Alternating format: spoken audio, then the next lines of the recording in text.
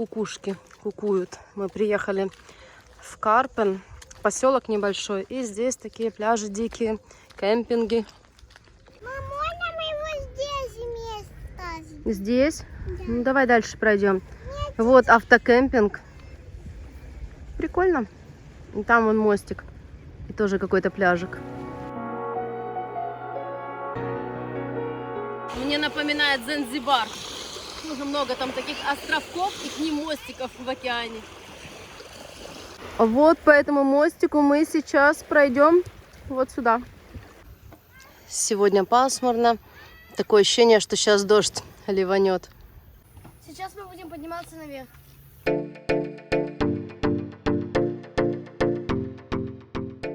Люди молодцы, вот так приезжают с семьями в автотрейлерах. Думали пройти по мостику на этот островок, но что-то пошло не так. Сейчас расскажу. Поднялись мы на мостик. Оказывается, если ты живешь здесь в кемпинге, то ты можешь пройти туда на остров бесплатно. Если ты не живешь в кемпинге, то наличка 1000 лек, это 10 евро с человека. Налички у меня с собой нет, ну и не пустили. То есть ты приходишь, просто туда приезжаешь на этот остров, ложишься, берешь шезлонги, это входит в стоимость, ну и загораешь.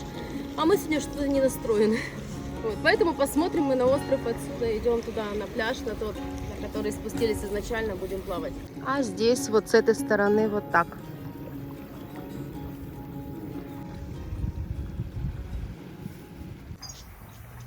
В этом видео хочу рассказать вам немного про Албанию. Туризм в стране еще не очень развит, и многие не знают об этой стране ничего. В интернете также мало информации. Многие спрашивают, когда лучше бронировать жилье. Я бронирую на букинге, и обычно это февраль-март, цены самые адекватные в это время. И если брать месяцы летние, то, конечно, лучший месяц это июнь, я уже говорила об этом много раз. Ну, также еще сентябрь неплохой, потому что июль-август это самый разгар сезона, и людей очень много везде. Июнь – самый идеальный месяц для отдыха здесь, потому что людей на пляжах практически нет, жилье дешевое, цены бюджетные, кафешки, шезлонги – это все пустое, и пляж предоставлен полностью для тебя. Я очень люблю июнь здесь. И вот для сравнения расскажу вам о ценах. Мы вот сняли сейчас апартаменты в Големе. Это пригород Дуреса, 15 километров от Дуреса. Пляжи песочные, идеальные, такие бесконечной полосой туда уходят. И мы платим 550 евро за месяц, за весь июнь. В июле и августе наши же апартаменты стоят практически в 3 раза дороже. И на букинге уже цена стоит 1900 евро. Ну, вот так. А в сентябре опять цена падает, и также 500 с чем-то. То есть июнь-сентябрь это отличное время. Я очень люблю Албанию. Наверное, из балканских стран Албания это мое любимое место. С саббордами многие сюда приезжают. Здесь меленько, нужно отплывать далеко от берега. Самый часто задаваемый мне вопрос: какие пляжи лучше, в каком месте лучше бронировать жилье. Тут все зависит от ваших предпочтений. Любите вы песчаные пляжи, либо галечные, потому что это две разных части Албании, две разных стороны. Если вы любите песчаные пляжи, то, естественно, они более многолюдные. И эта сторона Дурес, Голем, Черет, Мали, Робит, Шенджин, еще дальше туда Лежа, Кавая. Вот. Я не очень люблю эту сторону. Я больше люблю сторону Саранды. Это галечные пляжи. Рядом с Сарандой есть пляжный поселочек небольшой, очень популярный среди туристов. Он называется Ксамиль. И там очень много песчаных пляжей. И также это албанские Мальдивы. В разгар сезона, естественно, очень многолюдно. И если ехать в Ксамиль, то лучше, опять же, июнь-сентябрь, 2 месяца вот этих. Но ни в коем случае не июль и не август. Потом дальше, в эту сторону от Саранды есть мои любимые места. Это тоже поселки, галечные пляжи. Это Борщ, там бесконечная полоса пляжей. Много видео об этом месте у меня есть на канале в плейлисте Албания. Вот. Перед Борщем есть Луково, есть Дерми, дальше есть Химара, есть Кипара. Это маленькие поселки. Жилье там тоже разное, на разный бюджет, от небольших цен и заканчивая там шикарными виллами буквально на берегу моря. Вот сейчас мы у Таи спросим, что бы ты посоветовала людям, которые никогда не были в Албании, вот они хотят сюда приехать первый раз. Что им нужно знать? Я, честно, не знаю. Ну, я знаю про Албанию, что тут очень много живности.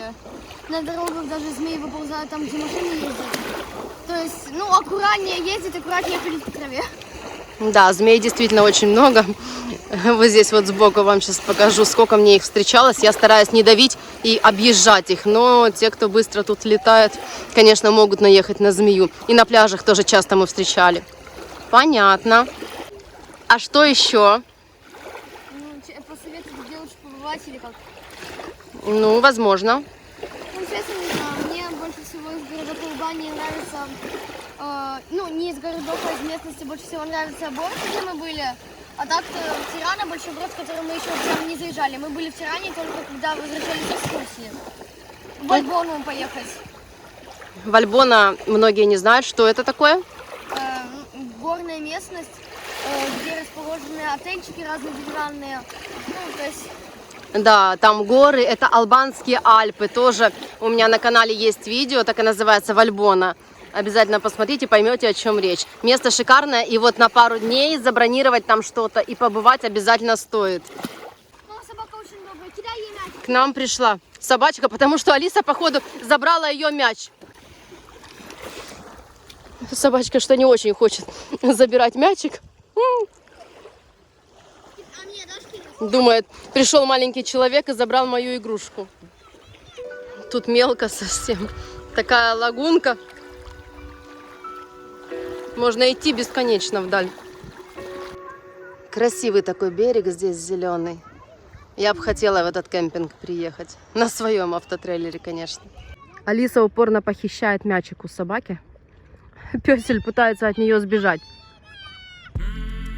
Пёсель сначала веселился и радовался, что нашелся человек, который кидает ему мячик и играет с ним. Но потом он уже подустал и просто хотел спрятаться хоть куда-то от этого ребенка.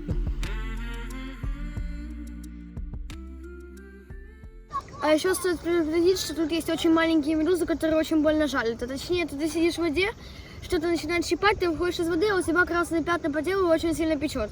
И Они потом размером, я перебью, буквально с 5-копеечную монету. Мы сначала не могли понять, что за фигня. Вообще, почему, что происходит, что кусают. Но кусают ужасно больно.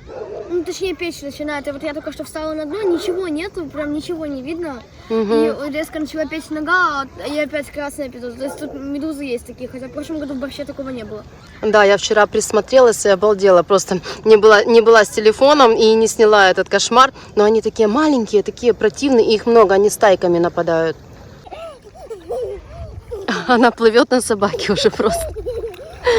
Я думаю, собака еще день не выйдет из автотрейлера, спрячется, сейчас пойдет от тебя.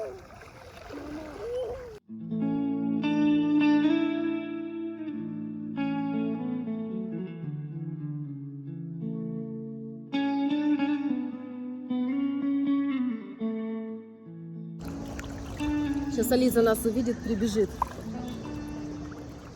Мы от берега подошли просто вплотную к этому острову, и мостик нам не нужен. Красиво, да? Реально какой-то Занзибар тропический. И вот тут уже поглубже. Да. А вот начали говорить про живность, да, Албании, про змей, про медуз. А еще хочу сказать про комаров. Комары здесь, конечно, зверские по вечерам. И купили мы разные комарилки в магазине. Нифига не помогают. Таблетки эти втыкаем. Как жрали, так и жрут. 2 часа ночью я трачу на то, что я бегаю с тряпкой, с какой-то с одеждой и бью их просто по стенам, иначе уснуть невозможно. Поэтому вот будете, если сюда ехать, берите какие-то наши лучшие украинские или из дома, где вы живете, с вашей родины комарилку, таблетки, вот это все, запасайтесь этим, чтобы спать спокойно. Смотрите, какое расстояние, это просто кошмар. Этот ребенок не оставляет меня в покое. Идет. Вон она там далеко, сейчас приближу. Идет упорно к нам. Доплыл.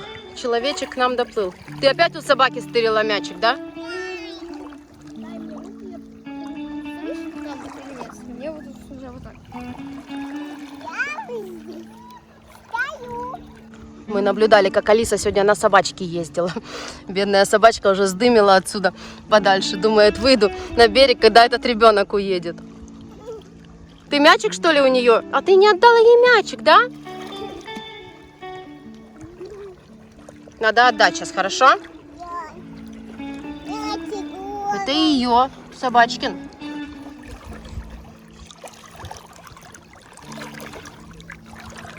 Моя мечта. Такой автодом. А она уже устала плавать, она же здесь не стоит, да? Я хочу добавить немного по своей теме про магазины с одеждой. Я люблю покупать одежду в торговых центрах, где есть H&M, Zara, Bershka и так далее. Но в Саранде, в Дурасе и так далее я не видела этих магазинов вообще. Возможно, они есть в Тиране. Да, в столице, конечно, они есть, а вот на побережье такого не Тут найти. есть только маленькие лавочки с полотенцами, разными купальниками и так далее. С кругами, с пляжными, короче, всеми этими причиндалами. Единственное, что в Дурасе есть небольшой торговый центр, где есть пару магазинов, но там не было магазинов с одеждой, там, где мы выбирали Алисе подарок на день рождения. Да, там детский мир. И вайкики. Еще хочу рассказать про финансовый вопрос.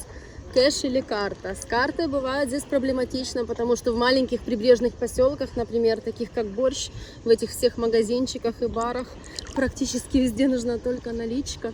Вот, и карты не принимают.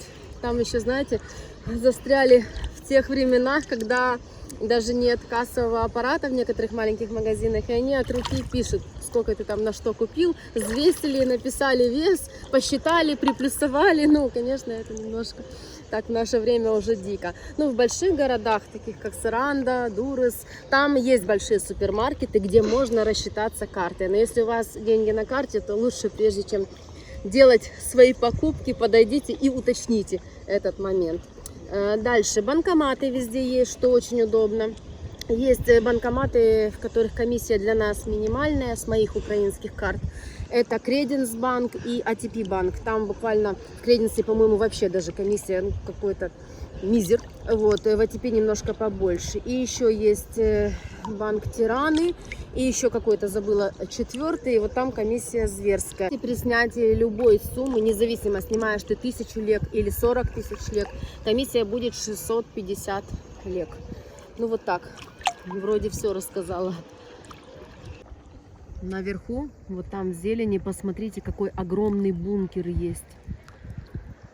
Зеленого цвета. Времен Энвера Хаджи. В некоторых местах можно рассчитываться евро, но выгоднее будет рассчитаться все же леками. Да, лучше деньги менять на албанские леки. Реально намного выгоднее Обменников получается. много тут. Да, обменники на каждом шагу. В Дурасе. Банкоматов тоже много. Да не только в Дурасе, вообще по всему побережью. В каждом поселке есть несколько, как минимум, банкоматов. И хотя бы один обменник, но он есть. Со стороны водителя хочу рассказать. На автобанах между городами очень много полиции. Причем они такие хитрые, знаете, что делают? Просто автобан ровный, где ты хочешь до 100 разогнаться. Они цепляют знак там 40, да, и стоят где-то за кустом. Ну, в принципе, как везде. Их не видно. И ты едешь, естественно, ты превысишь, но не будешь ты в этом месте тащиться 40 км в час. И они такие, хлоп, все, с радаром. И вот я, слава богу, не попадала. Меня всегда выручали добрые дяди, которые гнали впереди, а я ехала за ними быстро. И получается, его тормозят, а я проезжаю. Ну, так вот просто, чтобы вы были в курсе для общей информации. Еще хочу немного рассказать для тех, у кого нет машины, и для тех, кто все равно хочет попутешествовать по Албании. В таких городах, как Голем, Дуррес, Тирана и так далее, есть экскурсионные бюро. А вот в таких, как Борщ, их очень мало, либо вообще нет. В Борще вообще не было ни одного турагентства, в Саранде ближайшее. Вот. Но, в принципе, здесь вот в стороне Дурреса проблем вообще с этим нет. Даже в нашем маленьком Големе, где мы сейчас живем, 2 есть польских агентства, называются Каки Тур. Вот. И у них нормально интересные экскурсии, поездки по всей Албании. Ну и цены, в принципе, адекватные. В прошлом году мы уже были с мамой на 2 экскурсиях. Первая была в Альбону, куда мы ездили. Она включала в себя поездку в саму Альбону на 2 дня. И мы заезжали в Косово, в город Призрен. А вторая экскурсия была на тропические острова. Ну, тропических здесь нет, да. Под Влёрой есть такой заповедник, Карабурун-Сазани он называется. И мы на яхте плавали. Вот здесь тоже развлечения есть. Каякинг или сабборд. Тая плачет, медуза, вот эта вот мелкая, про которую мы рассказывали, только что очень больно ужалила за ногу. Тая сказала, что она больше купаться не будет. Они раньше кусали не так больно, в Борще их вообще не было, сейчас очень больно прям кусают. Меня тоже сейчас цапнуло так за ногу, что аж до слез. Вот, аж волдыри пошли, медуза коцнула. Алиса нашла перо. Говорят, что когда перо находишь, это на удачу. Чье это перышко? Птичкина? А птичку как зовут? Чайка. Это чайка. А что ты такая чумаська?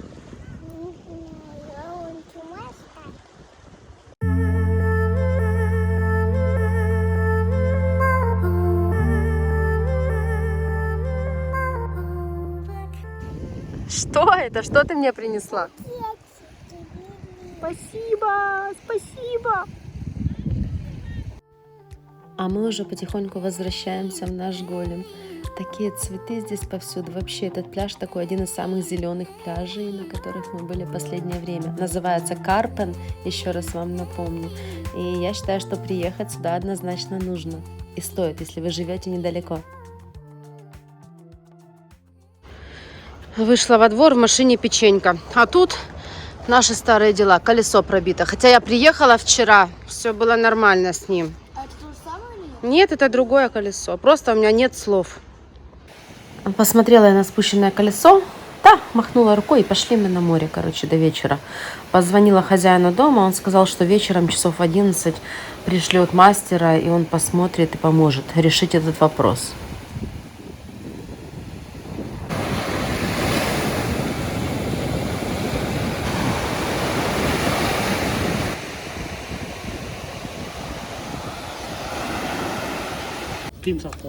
Вот в чем была причина.